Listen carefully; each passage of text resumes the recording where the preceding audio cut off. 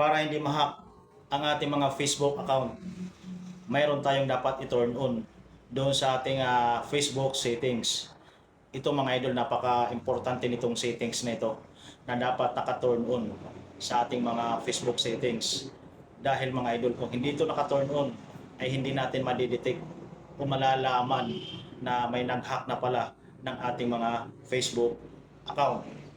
Ang kagandahan nito mga idol, pag naka-turn on naman ito, pag may nag-attempt o magbalak na mag-hack ng inyong Facebook account, automatic naman ito mga idol, may magme-message sa'yo ng code number doon sa iyong mobile number for confirmation na ikaw ang magla-login ng iyong Facebook account. Kaya yan ang kagandahan ng naka-turn on yung settings na ito.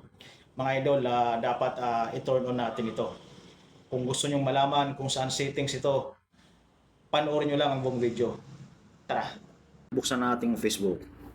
Tapos dito sa profile picture natin, buksan natin. Dito sa settings icon, buksan natin. Katapos buksan natin itong settings. Dito sa account center, buksan natin ito. Ayan. Nandito tayo sa password and security. Buksan natin. Ito mga ito lang sinasabi ko dapat naka-turn on. Itong 2 factors of authentication. Ayan. Dito mamimili tayo kung anong Facebook account ang ating ito turn on na 2 factors authentication. Dito mga idol, kailangan alam natin ng Facebook password natin dahil i-enter natin dito ang ating password. Ayan, i-enter natin ang ating password. Yan. Tapos continue.